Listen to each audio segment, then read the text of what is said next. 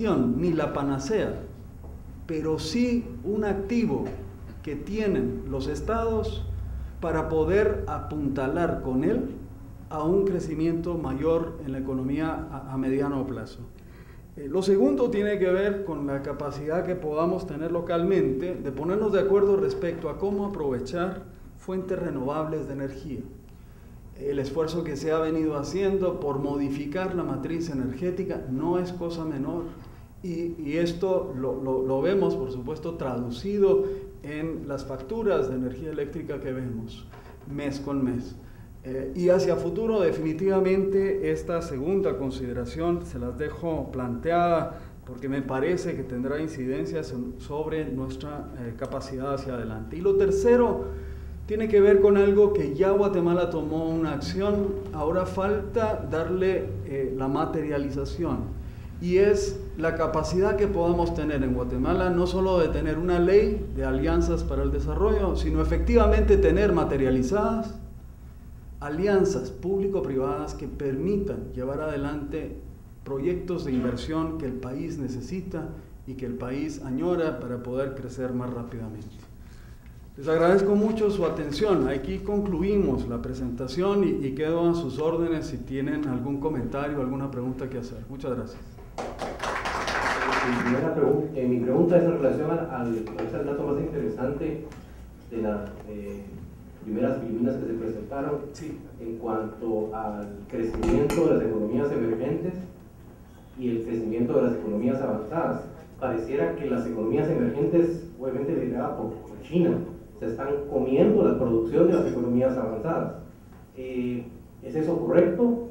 Y también otra pregunta, ¿qué podemos hacer los guatemaltecos para empezar a ver hacia otros mercados como China y como India, para tal vez romper un poco la lealtad histórica con Estados Unidos y comenzar también a exportar hacia esos mercados? Muchas gracias. Si les parece, para ir aprovechando más, Pichi, tomamos 2 o 3 intervenciones y busco comentar después. Sí, Cristian. Gracias. Yo quisiera hacer una pregunta relacionada con lo que también se habló en INADE acerca de la importancia que ha tenido en la economía el sector cooperativo. Como ellos ya están en 22 de los 25 sectores, cómo de alguna forma han hecho alianzas público-privadas desde hace años y cuál podría ser una perspectiva en 2013 de la importancia que está teniendo este sector en la economía. Muchas gracias. Vamos a tomar una tercera. Sí, 2 más. Adelante. Sí, buenos días. Muchas gracias por su presentación. Y la pregunta es básicamente cómo hacer prospectiva cuando no solo su presentación, sino muchos estudios económicos guatemaltecos establecen que el 70% de la actividad económica, o por lo menos el 50% es informal. Digamos, ¿cómo hace el Banco Central para hacer prospectiva sobre una actividad, digamos, fantasma o que no puede ser medida, ¿verdad? Porque el problema es que como no se puede medir y simplemente se hacen proyecciones, creo que ahí muchas veces tanto la actividad económica real como, por ejemplo, el monto final de exportaciones e importaciones se podría ver afectado, digamos, por esta gran masa económica de alguna manera escondida, ¿no? Sus consideraciones al respecto. Gracias.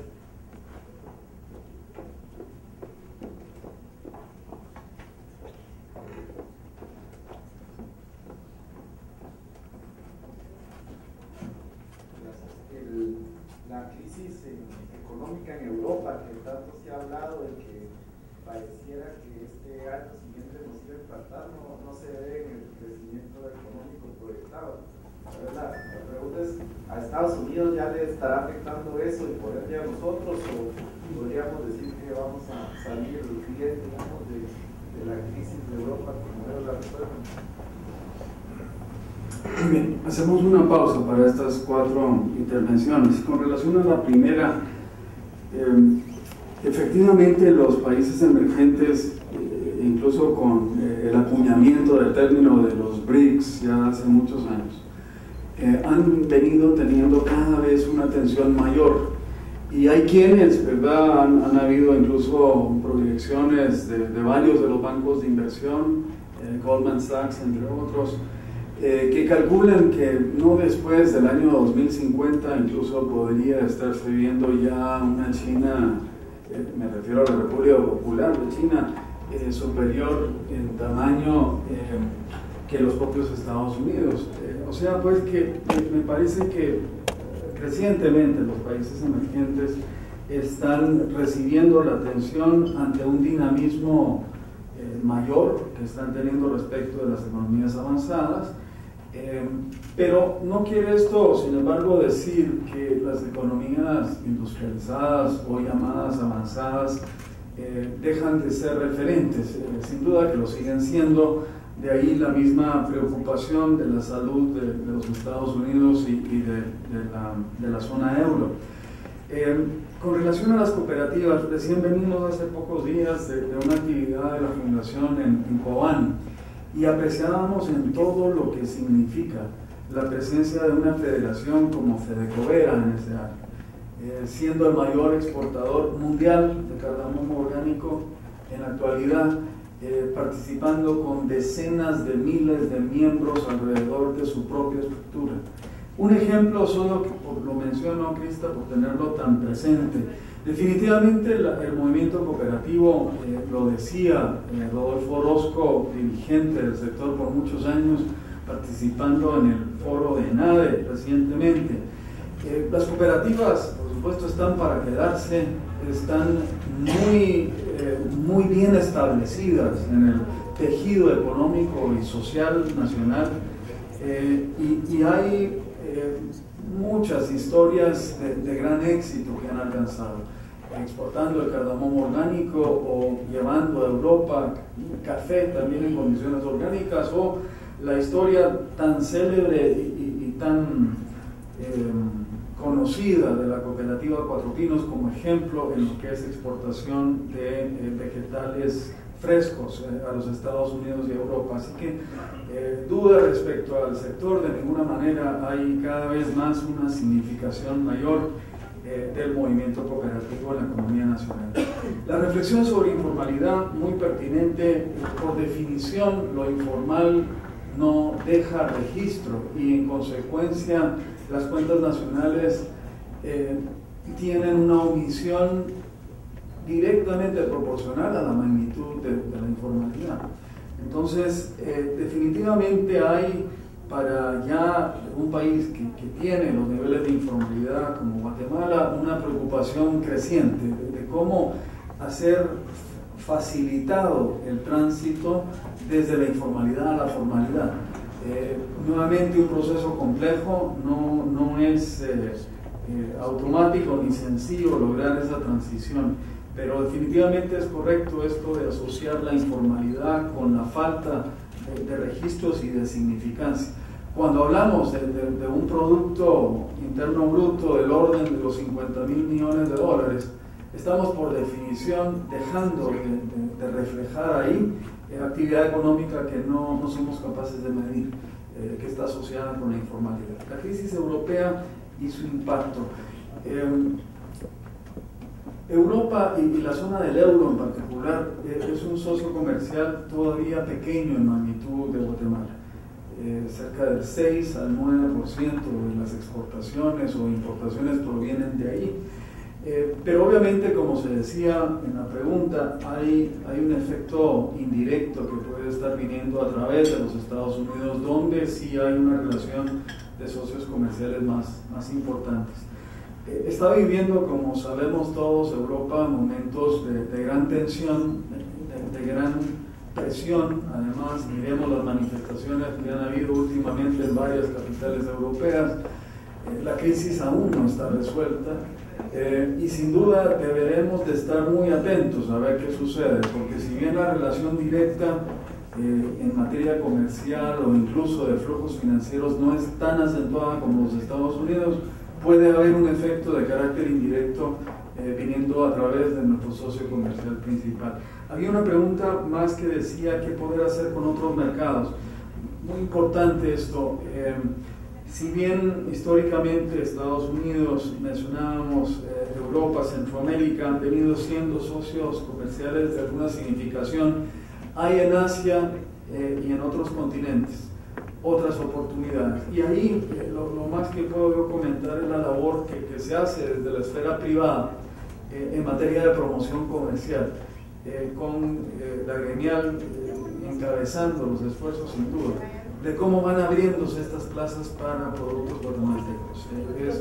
Es incluso un contraejemplo aquí que se pudiera usar, que es el caso de Colombia, de cómo hace pocos años que se estaba previendo un tratado de libre comercio con Guatemala y con otros países en Centroamérica. 2 o 3 años después, hoy Colombia tiene manifestado en su relación con Centroamérica una capacidad de exportar y una balanza comercial favorable para ellos en una cuantía importante. Un contraejemplo de lo que pueden hacer estos esfuerzos de diversificación en exportaciones. ¿Alguna otra pregunta, comentario? Sí, por favor, doña Gloria.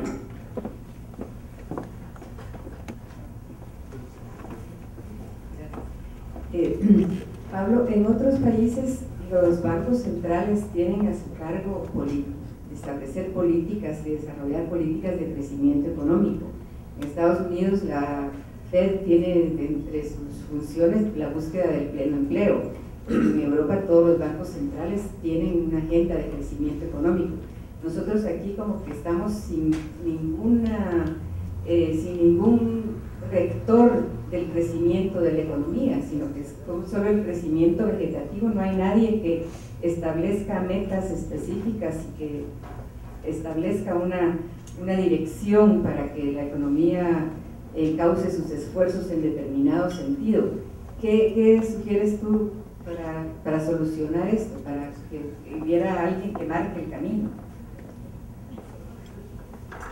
Pablo, buenos días. Luis Velázquez, de Inversión y Desarrollo. Creo que en la última lámina que mencionaste es el tema de seguridad y justicia. Uno de los elementos importantes que queríamos retomar tal vez para el próximo análisis del siguiente semestre o anual, para el 2013, el tema de conflictividad social, cómo afecta en el tema económico en la parte de inversiones tanto locales como extranjeras para los diferentes sectores de nuestro país, y el tema también de corrupción, cómo afecta el tema del presupuesto, porque también tiene un gran impacto desde un 30-35% que se va a este tema, ¿verdad? Que se pierde, que puede ser para diferentes inversiones de temas estatales. Gracias.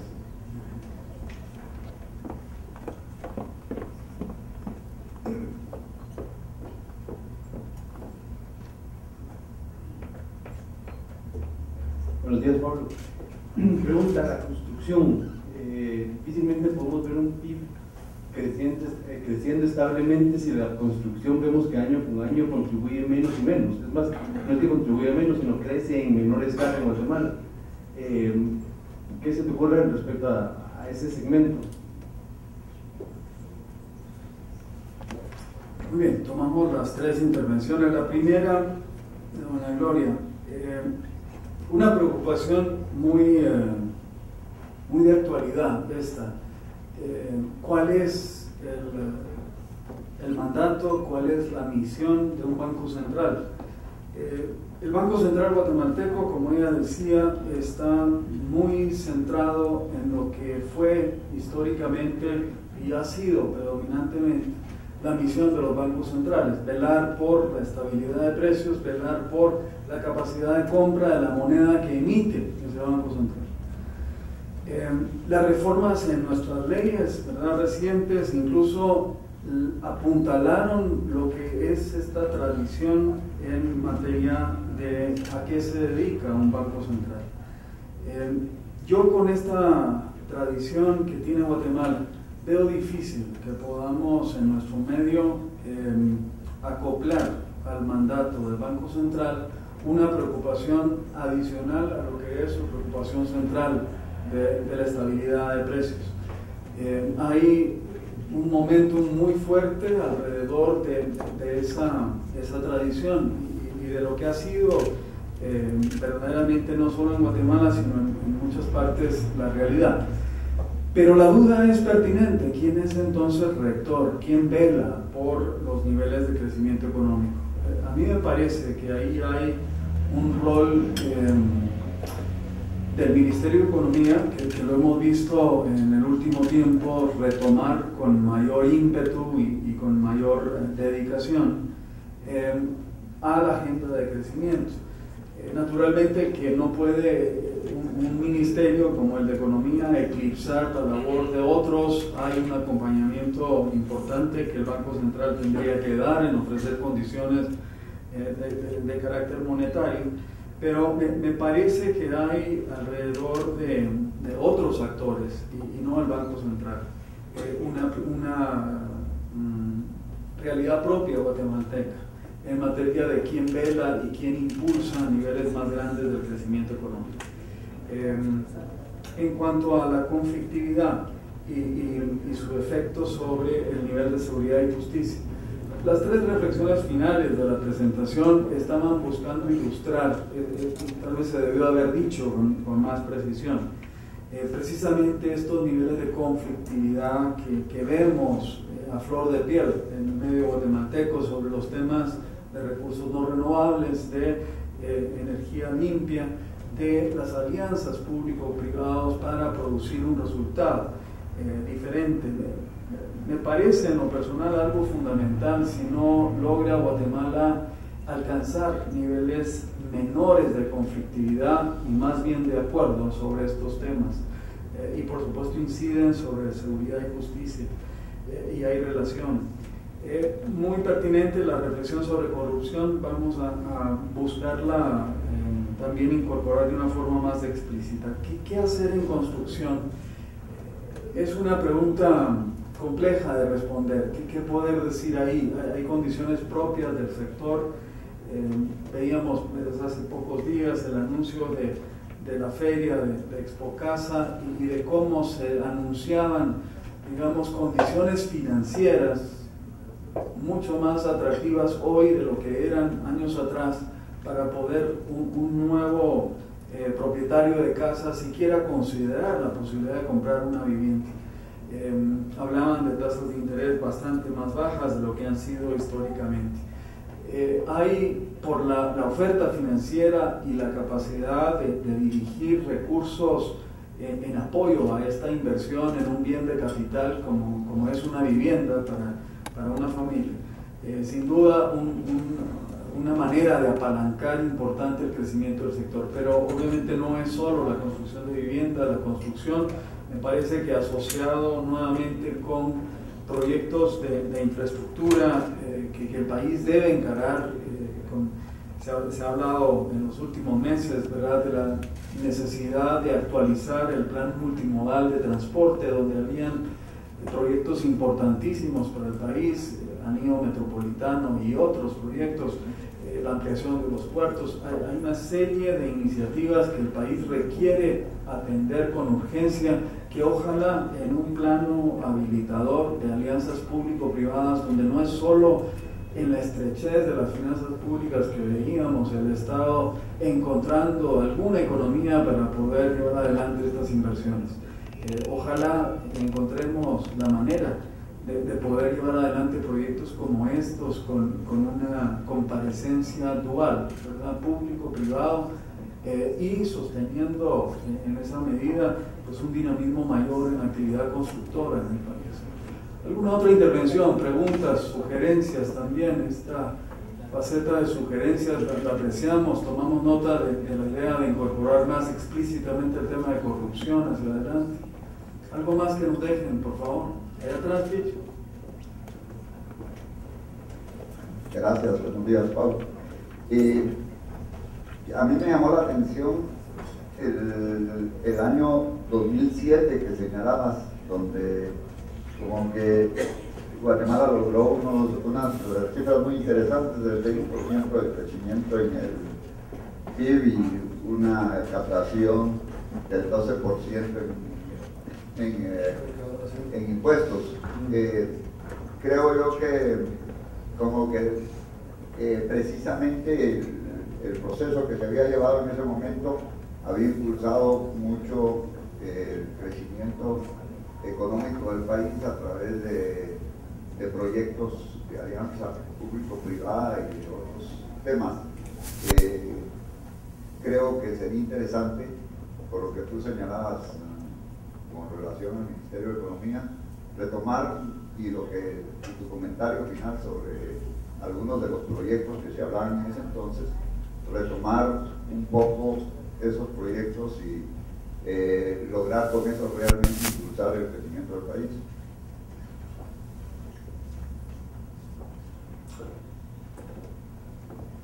Muy bien, sí, muchas gracias por esta intervención también. Hacíamos hincapié en el año porque realmente en este repaso de 5 o 6 años en historia, el 2007 aparece con unos rasgos diferentes de la actualidad.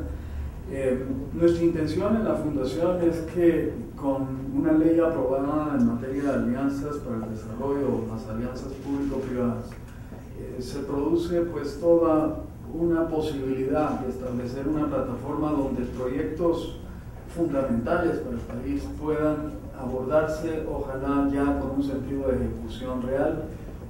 Nos entusiasma mucho que haya alguien como Julio Héctor Estrada al frente de esta agencia facilitadora de las alianzas. Hemos deseado lo mejor a Julio Héctor en su labor y de cómo poderle apoyar en ir generando estas condiciones que habiliten que las alianzas encaren los retos, algunos de los retos que el país enfrenta. Así que quiero agradecerles mucho la atención, fue más de los 45 minutos, les pido una excusa por eso, pero estarán recibiendo muy próximamente la copia de la presentación y quedo a sus órdenes de cualquier otro comentario. Buenos días y muchas gracias.